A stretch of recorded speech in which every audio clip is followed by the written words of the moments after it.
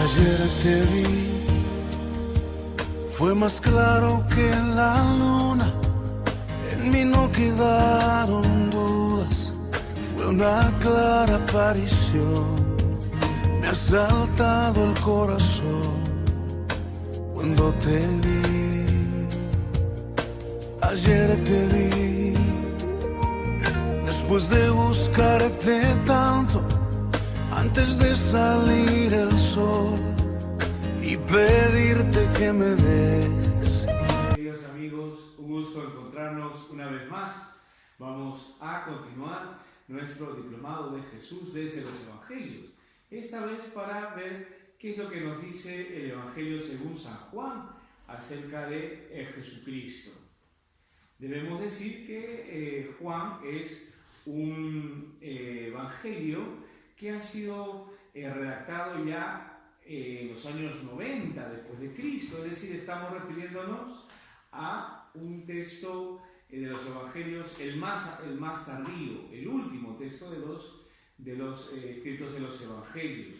Y también tendríamos que decir que detrás de sus líneas, y no solamente de Juan, sino también de toda la literatura referida a él, vale decir las cartas, el Apocalipsis, estamos hablando ya de un tiempo en que ya la enseñanza de Jesús ha cuajado en las comunidades cristianas. Es verdad que hay que aclarar, hay que profundizar algunos elementos, pero ya podríamos pensar que en el año 90 la enseñanza de Jesucristo ya es bastante comprendida. Y lo que se trata es precisamente de profundizar en la persona, en unos aspectos también de la misión de Jesucristo y también de lado, no en el Evangelio, sino en las otras manifestaciones de la literatura juánica, hacer frente también a algunas malas enseñanzas erróneas acerca de Jesús. En el cuarto Evangelio eso no es de repente tan palpable, sí en los otros textos. Decirles un detalle más para empezar a hablar de Jesús en el cuarto Evangelio, decir también que el texto ha sido destinado para cristianos provenientes del judaísmo, con lo cual el texto utiliza muchos elementos de las escrituras de Israel, lo que nosotros conocemos como el Antiguo Testamento. Es prácticamente el Evangelio que tiene más referencias veterotestamentarias, unido también al Evangelio de San Mateo. Pero aquí en el Evangelio podríamos decir, hasta en cierto sentido, que el evangelista está respirando las escrituras de Israel para demostrar que Jesús es aquel que está anunciado en las escrituras, aquel que lleva cumplimiento definitivo el plan de Dios en favor de los hombres. Una vez que hemos presentado rápidamente el cuarto evangelio, vayamos a ver qué nos dice de Jesús. Ineludiblemente, lo primero y lo más importante que nos dice Juan es la referencia a la preexistencia. Si le preguntáramos a Juan, ¿qué nos dice de Jesús? La respuesta primera sería, es el Hijo de Dios preexistente. Dos elementos que vamos a desarrollar, por tanto, en esta primera parte. La preexistencia, queridos hermanos, es clarísima. Desde el prólogo se nota que el evangelista ha comprendido que Jesucristo es el Hijo de Dios preexistente. Pero en todo el Evangelio también podríamos ver algunas manifestaciones, como señalaremos a continuación. Vayamos entonces al texto del prólogo. Y les voy a citar simplemente el primer versículo para que veamos estos detalles. Si estamos hablando de la preexistencia, tendríamos que decir que el texto en el versículo 1 identifica prácticamente a Jesucristo como la sabiduría increada, la sabiduría con la que el Señor creó todo el universo. Eso que en los libros sapienciales se mencionaba como ese atributo con el cual Dios creaba y mantenía toda la creación, esa sabiduría de modo personalizado, esa personificación o esa presentación, mejor dicho, de la sabiduría de modo personificado, en realidad es tomado por el cuarto evangelio. Viene a colación, por ejemplo, Proverbios 8, 22, 31 o Eclesiástico 24, para que nos demos cuenta que la sabiduría con rasgos personales preanunciada en estos textos sapienciales ha sido tomada para decir prácticamente que Jesucristo es aquel que acompañaba a Dios desde el inicio de los tiempos. Y lo dice aquí. En el principio, Juan 1:1, en el principio existía el Logos, la palabra, el verbo. Ahí se nos dice algo. Y por otro lado dice, y la palabra estaba con Dios. Si la palabra estaba con Dios, es algo distinto de Dios, es alguien distinto de Dios. Y el siguiente ítem siempre en el versículo 1:1, y la palabra era Dios. Es decir, se nos está presentando al Logos, o la palabra, o el verbo, como querramos decirle, como una realidad personal, independiente de Dios, pero que a la vez es Dios. El texto está rompiendo con la perspectiva del Antiguo Testamento para decirnos que al principio habían dos distintos, pero que son en cierto sentido iguales. Son Dios. Se nos habla evidentemente del Logos, del Verbo, del Hijo de Dios. Es quizás el texto más interesante, Juan 1:1, para que nos demos cuenta cómo la palabra ya existía desde la eternidad. Y más, versículo 2. Ella estaba en el principio con Dios. El Hijo de Dios, presentado como Logos, como verbo, como palabra.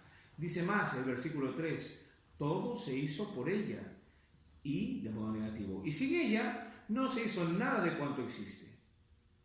Es decir, el Evangelio me está mostrando a un ser existente junto a Dios, distinto de Dios, que participa en la creación como la sabiduría, alguien que sostiene en la vida y como luz a todo lo creado, alguien que verdaderamente ilumina a todo hombre. En el versículo 10 habla de la encarnación, en el mundo estaba, el mundo fue hecho por él, el mundo no la conoció.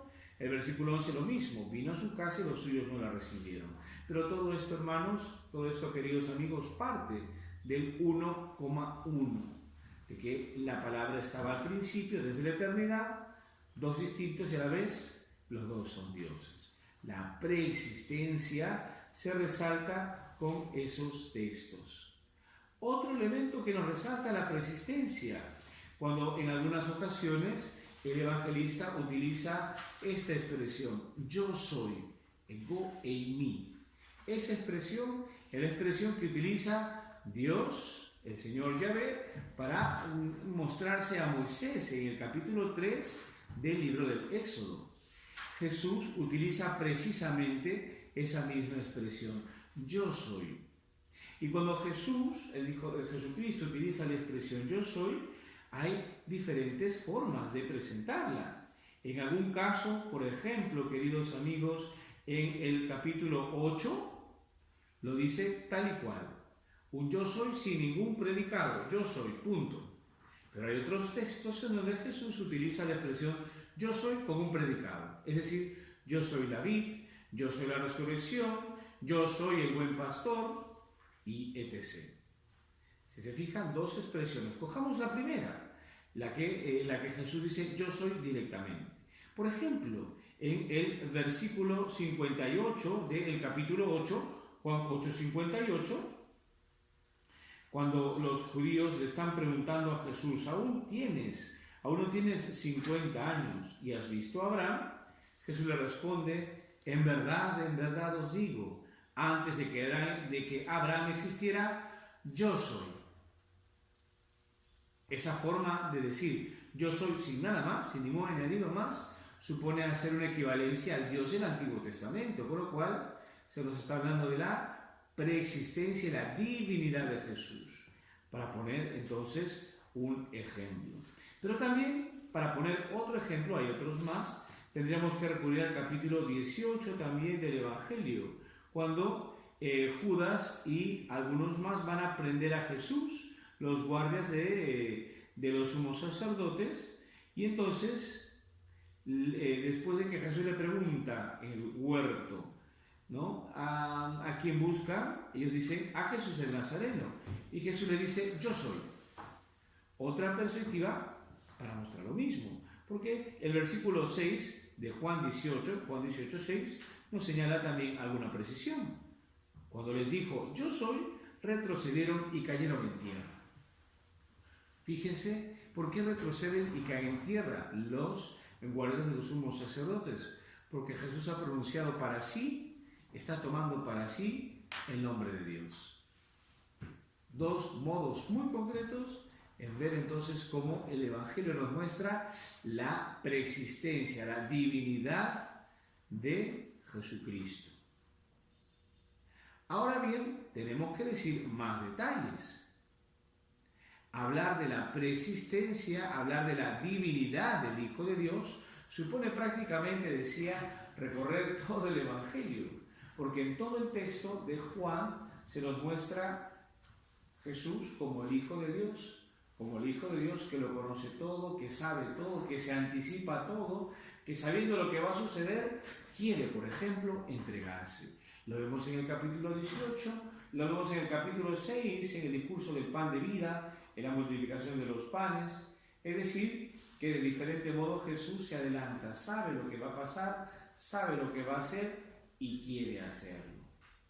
Otro detalle con el que nosotros podamos percatarnos de la divinidad del Hijo de Dios es la forma de referirse Jesús a sus interlocutores. Siempre Jesús habla a un nivel. Jesús habla de lo que tiene que hablar, de su presencia, de la revelación del Padre, de la vida a la cual está llamando a todos aquellos que se cruzan con Él. Y los hombres, cuando hablan con Jesús, no lo entienden. Jesús habla a un nivel y los hombres a otro nivel. Jesús habla como Dios, como Hijo de Dios, que viene a salvar, que viene a comunicar vida divina a los hombres, pero los hombres están a otro nivel, a un nivel muy inferior. Y por esa realidad, ese encuentro en que hay algunos malentendidos, hay una figura literaria y teológica en el Evangelio que se conoce como las incomprensiones joánicas. Jesús habla a un nivel y los hombres no lo entienden en ese momento. Lo entenderán después de su muerte y resurrección. Tomemos un ejemplo aquí. Capítulo 3, versículo 3. Jesús le responde a un hombre que viene a visitarlo de noche, que se llama Nicodemo. En verdad te digo, el que no nazca de lo alto no puede ver el reino de Dios. Jesús está hablando del reino de Dios, el nacer de nuevo, el nacer de lo alto. Y el versículo 4 nos señala lo que dice Nicodemo. ¿Cómo puede uno nacer siendo ya viejo? Nicodemo está pensando en el nacimiento físico, mientras Jesús en el nacimiento espiritual. ¿Puede acaso entrar otra vez en el seno de su madre y nacer? Fíjense entonces ese malentendido, esa incomprensión joánica. Nos muestra que Jesús habla a un nivel y los hombres no lo entienden. Lo mismo sucederá, por ejemplo, en el capítulo 11, cuando Lázaro ha muerto, pero Jesús utiliza otro lenguaje. Dice así, Juan 11:11, nuestro amigo Lázaro duerme, pero voy a despertarle. Le dijeron los discípulos, Señor, si duerme se curará. Y a continuación el evangelista dice, Jesús lo había dicho de su muerte, pero ellos creyeron que hablaba del descanso del sueño. Jesús siempre habla a un nivel más profundo, a un nivel espiritual, el nivel de la comunión divina, y los hombres hablan y entienden las cosas como pobres hombres caducos. Lo mismo, por ejemplo, aquí, cuando después del encuentro con la samaritana, Juan 4, los discípulos han ido a comprar para comer y le dicen, Rabí, come. 4:32. Pero él les dijo, yo tengo para comer un alimento que vosotros no sabéis. Jesús habla, insisto, a otro nivel, como Hijo de Dios. Los discípulos se decían unos a otros, ¿le habrá traído alguien de comer? Y Jesús dice, mi alimento es hacer la voluntad del que me enviaba. En ese momento parece que los discípulos, ni los judíos, ni nadie lo entienden. Pasando la muerte y resurrección, lo entenderán mejor. ¿Y saben por qué? Porque entender a Jesús como Hijo de Dios supone para el hombre tener al Espíritu Santo. El Espíritu Santo que Jesús anunciaba que les enseñara todo, Él es el que va a detallarles entonces todo esto de Jesús, desde la muerte y resurrección. Entonces, en esta primera parte, queridos amigos, hemos querido ver una idea importante. Y la idea es que el evangelista nos presenta a Jesús como el Hijo de Dios preexistente. La preexistencia es palpable en Juan 1.1, en el discurso del prólogo. La presencia de Jesús como Hijo de Dios en todo el Evangelio. Me interesaba también señalarles el tema del yo soy, para ver cómo Jesús se presenta también como el Dios del Antiguo Testamento. Es el mismo, es el que ya existía y el que se fue mostrando con el tiempo, y aquí se está manifestando. Continuamos, queridos amigos, de nuestro diplomado Jesús de los Evangelios, desde los Evangelios, con el cuarto evangelista, el Evangelio según San Juan. Hemos visto en la primera parte esa presentación de Jesús como el Hijo de Dios preexistente. Ahora vamos a ver algunas otras imágenes que también son de importancia para el autor del Evangelio según San Juan, el evangelista. Y en primer lugar resaltemos otra vez el yo soy. Vimos en la primera sección que el yo soy se refiere realmente a esa presentación de Jesucristo también en consonancia con el Dios veterotestamentario. El Dios del Antiguo Testamento es el mismo. Pero también señalábamos que el yo soy tenía algunos predicados. Cuando el yo soy está sin predicado se refiere a esa relación con el Dios del Antiguo Testamento. Cuando está con predicado, yo soy el pan de vida, yo soy la resurrección, yo soy la luz del mundo, yo soy el buen pastor. Todos esos predicados nos demuestran que con la expresión yo soy, el evangelista también está queriendo dar alguna especificidad de la misión de Jesucristo. El yo soy sin predicado, Hijo de Dios preexistente. El yo soy con predicado señala entonces algunos aspectos particulares que Jesucristo revela acerca de su persona o de su misión. Por ejemplo, cuando escuchemos en el capítulo 6, yo soy el pan de la vida, Juan 6:35, Jesús está diciendo precisamente que es el alimento en el que hay que creer, en el que hay que comer. Alimento como palabra, para empezar. Ya en un nivel post-pascual hablamos del alimento eucarístico. Bien, ¿se dan cuenta? El capítulo 8 nos muestra a Jesús en el versículo 12 como la luz del mundo. Yo soy la luz del mundo. ¿Y qué supone escuchar que Jesús es la luz del mundo? Supone decir que más bien su presencia trae a una nueva existencia a los hombres, les da un nuevo amanecer, compréndase, una nueva perspectiva de toda la existencia. Y eso es lo que precisamente hará con el ciego de nacimiento, al cual él dará la visión. Él le hace nacer una nueva existencia. Yo soy la luz del mundo. Después dirá Jesús en el capítulo 10, yo soy el buen pastor. Juan 10:11, el buen pastor. No bueno por lo bondadoso, por lo cariñoso, sino por lo perfecto, por lo bello. La expresión es kalos poimen. Poimen pastor, kalos perfecto, bello. Sí, pues precisamente Jesús es aquel que va a congregar a todo el rebaño de Dios y lo va a llevar a los pastos de Dios. Aquel que entregando su vida va a hacer que las ovejas ingresen al nuevo redil, al redil de Dios, a la vida divina.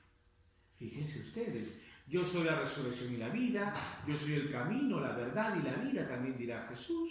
Es decir, todas estas imágenes, para darnos una idea, nos muestran algunos aspectos particulares de Jesús en su persona y de su misión.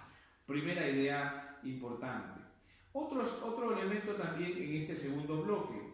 Hablemos de la perspectiva de Jesús como aquel que permite que los hombres participen de la vida. Y eso se da a través de unas realidades conocidas como signos. Los signos son casi equivalentes a los milagros de los evangelios sinópticos, pero el signo es una realidad mucho mayor, porque detrás de la acción milagrosa Jesús va a revelar algo de sí. El primer signo es el signo del agua en Caná de Galilea. Y en Caná de Galilea, Juan 2:11, lo más importante no es que Jesús haya convertido el agua en vino, no, lo más importante es la lectura que se da de eso. Y precisamente Jesús estará mostrándose como el Mesías que va a llevar a cabo la plenitud entonces de la existencia de los hombres. El Mesías que va a llevar hasta su consumación esa relación nupcial que hay entre Dios y los hombres. Ese es el tema de la autorrevelación en Caná de Galilea. ¿Se dan cuenta? Cuando Jesús dirá también en otro momento, yo soy el pan de la vida, ya lo señalamos. Jesús está manifestando después de la multiplicación de los panes como aquel en el que hay que creer para participar, para alimentarnos y participar de la vida divina. Los signos entonces también son importantes como coadyuvantes para comprender el ser y la misión de Jesús. Vayamos ahora a otros dos elementos interesantes también. La figura del Cordero de Dios.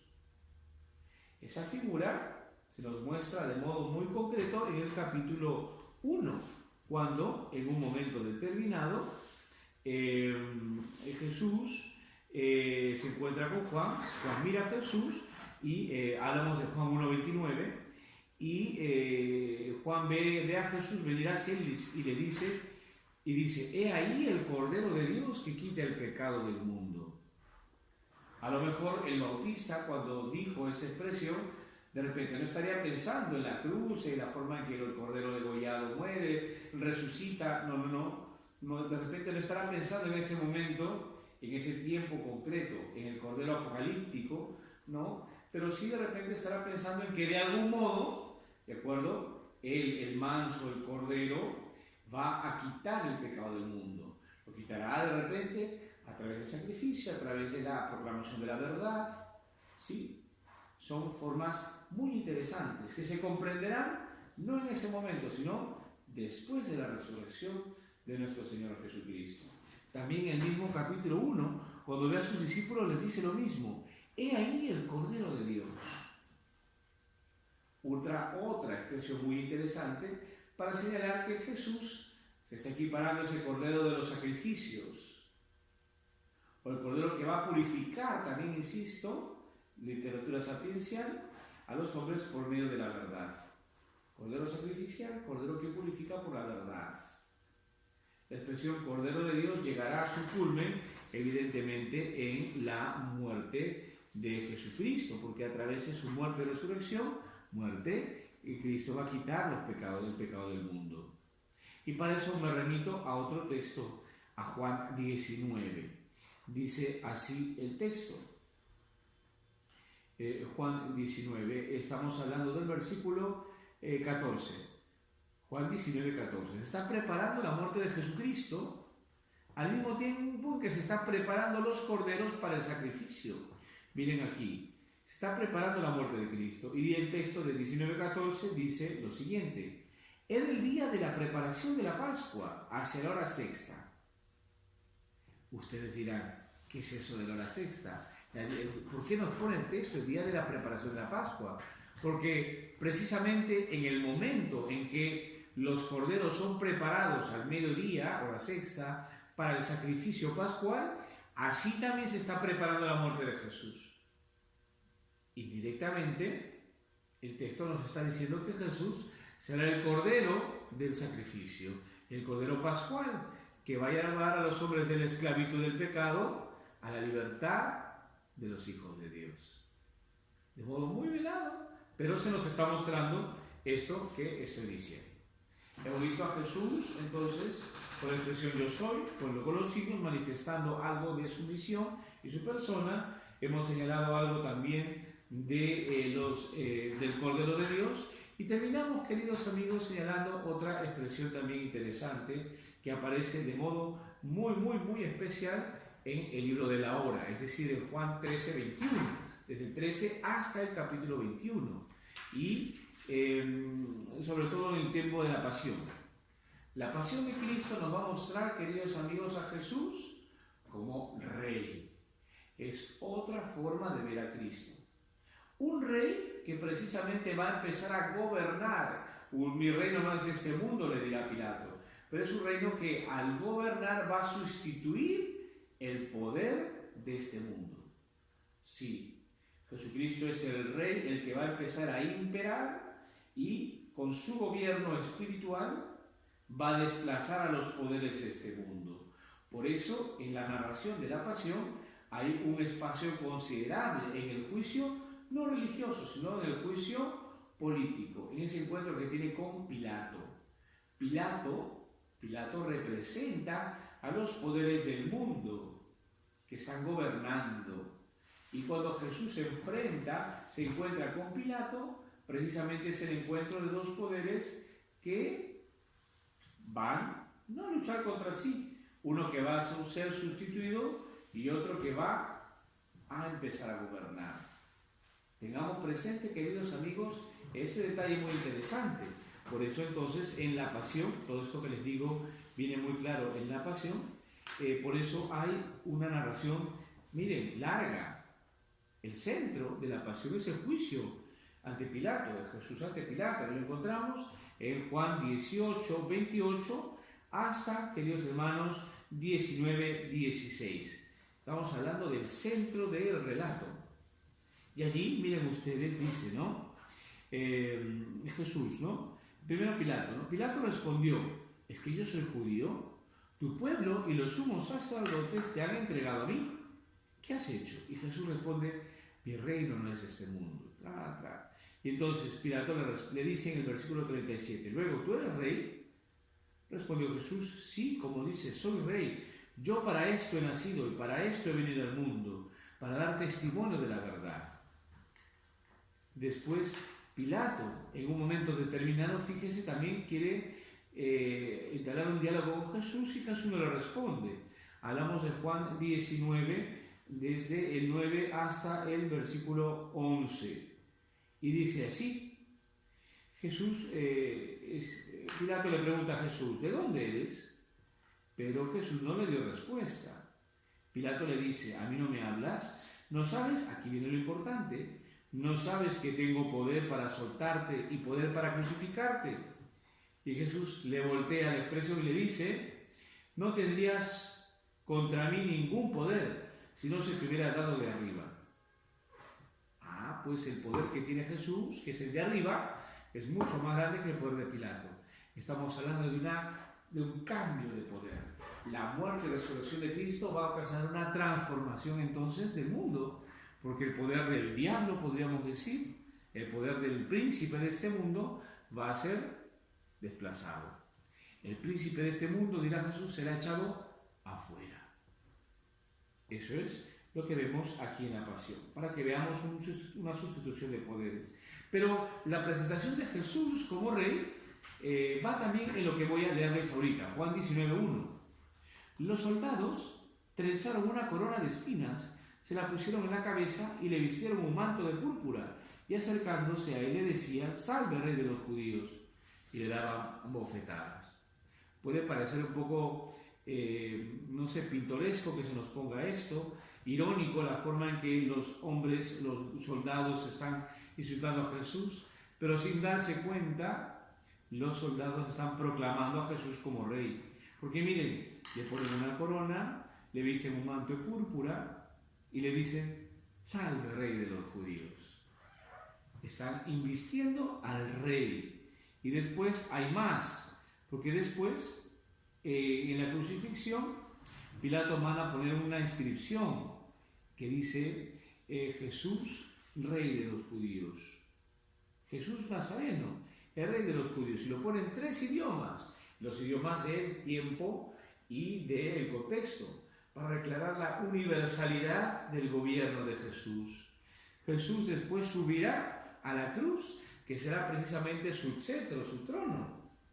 Y si vemos, hay más todavía, porque aquí en la sepultura Jesús lo entierran como rey. Miren, aquí dice que Nicodemo va a la sepultura con una mezcla de mirra y aloe de unas 100 libras. 100 libras, queridos hermanos, son como 37 kilos. Imagínense ustedes enterrar a una persona con 37 kilos de perfume. Eso se lo hace solamente a los personajes importantes, a los reyes. Entonces, sin darse cuenta, fíjense ustedes cómo todo el drama de la pasión está proclamando a Jesús como rey. Esto para que nos demos algunas ideas, queridos amigos, de la presentación de Jesús como rey. Es indudable que en los relatos de la pasión lo más importante es resaltar la realeza de Jesucristo. Queridos amigos, un gusto entonces poder haber estado con ustedes para repasar entonces lo que hemos querido presentar. Si queremos hablar de la presentación de Jesús en Juan, tendríamos que hablar en primer lugar del Hijo de Dios preexistente. 2, tenemos que hablar de algunos aspectos particulares de su revelación. Jesús, el yo soy. Tendríamos que hablar, queridos amigos, del Cordero de Dios, del Rey, para que nos demos una idea global de Jesús. Los demás evangelios no han presentado a Jesús con esta profundidad. Yo les invito a que con calma lean y estudien el cuarto evangelio y se van a llevar muchas gratas sorpresas. Hasta pronto.